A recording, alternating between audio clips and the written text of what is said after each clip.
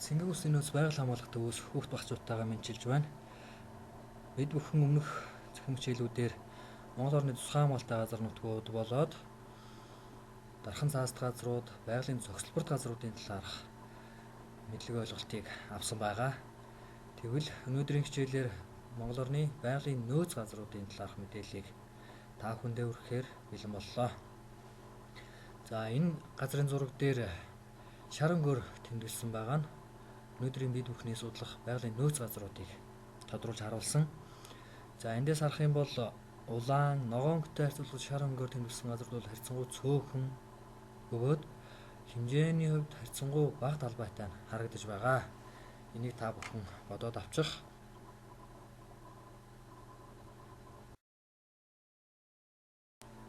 Монгол Улсын тусгай хамгаалалт газар нутгийн тухай хуульд байгалийн тодорхой хэв шинж аль нэг нөөц баялагийг хамгаалах, нөхөн сэргээх нөхцөлийг бүрдүүлэх зорилгоор улсын тусгай хамгаалалт авсан газар нутгийг байгалийн нөөц газар гэж тодорхойлсон байдаг. За Монгол орны хэмжээнд нийтээ 30 гаруй хэсэгт байгалийн нөөц газрын ангиллаар тусгай хамгаалтанд авсан.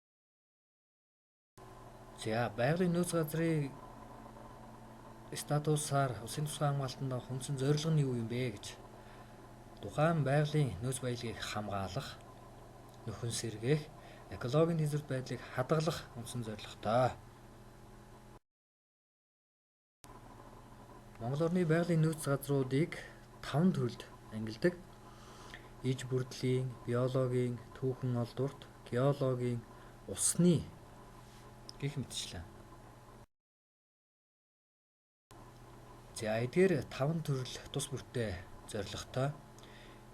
Иж бүрдлийн байгалийн нөөц газар байгалийн унган төрх хэв шинжийг хадгалах, биологийн байгалийн нөөц газар ховор ховордсон амьтад ургамлыг хамгаалах, нөхөн үржих нөхцөлийг бүрдүүлэх, түүхэн олдворт байгалийн нөөц газрын үндсэн зорилго эртний амьтад ургамлын ховор олдврыг байгалийн байдлаар нь хадгалах, геологийн байгалийн нөөц газрын үндсэн зорилго газрын өвөрмөц тогтоц, илэрц, тэдгээрийн бүтцийг байгалийн байдлаар нь хадгалах, усны байгалийн нөөц газар мөрөн гол усны хүүсвэрийг хамгаалах тус үндсэн зорилготой.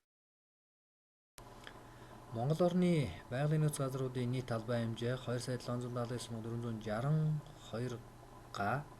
Тусгай хамгаалалтай газар нутгийн нийт талбайд харьцуулах юм бол 10,87%-ийг байгалийн нөөц газрууд эзэлж байна.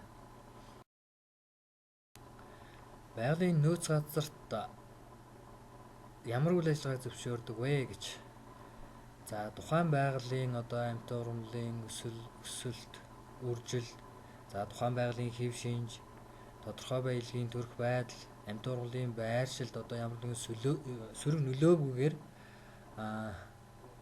аж ахуйн эрхлэлийг бол зөвшөөрдөг байгаа. Тухайн тусгай хамгаалтанд авсан газар нутгийн амьд байгальд тэр геологийн тогтоц байдаг юм уу, усны экосистемд байдаг юм уу, ямар нэгэн харьцлах нөлөөгүй аж ахуйн эрхлэлийг бол зөвшөөрж байгаа. Харин хориглох зүйлүүд бол маш тодорхой. Ашигт малтмал хайх, олборлох, мөн дүүжлэн газар ухах, тэслэгээ хийх, ан амьтан агнах, мод зэгс бэлтгэхийг бол хуулиар хориглодог байна.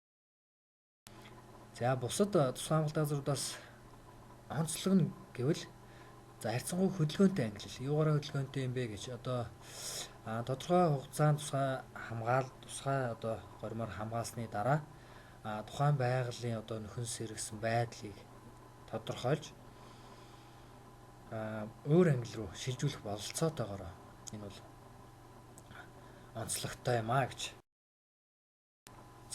Монгол орны 30 гаруй байгалийн нөөц газруудаас өнөөдөр Нагалхан уулын байгалийн нөөц газрын талаарх мэдээллийг төлхөө хүүхд багцуудаа хүргэхийг зорьсон. Засаг захиргааны байршийн хувьд Төв аймгийн Эрдэнэ сумд харьяалагдж байна. Ойнх хээрийн бүс давмгайлдаг. Хинтийн уулархаг мужийн насны өмнөд хязгааруул энэ бүс нутагт байна. Нийт талбай хэмжээ 1,861 га талбай байна. Эндээс харах юм бол харьцангуй бага газар нутагтай, шинсэн ойтой. Уулын хээр бол зөнхөлж байна. Бага хэсгүүдэд бол агт хээр, насан ой тархац байна. Геологийн тогтцын хувьд Атраад уул, Боржиндоо чулуулаг, ашигт малтмал ихтэй гэж тодорхойлогдсон байдаг. Ургамлын аймгийн тухайд Мэхээр, Айргэн, Дэгд, Бамбай, Тавсалаа, Тарван Шир, Сүд Ганга гэдэг юм уу 70 хүртэн одоо буюу цэцэг дурамл бол ойт хээрийн, уулын хээрийн цэцэг дурамлууд бол ялгаагүй тархацтай. Амтны аймгийн тухайд ойт хээрийн хээрийн бүсийн ургамал юу амтны зүйлийн бүрд бол мөн ялгаагүй тэмдэглэгддэг.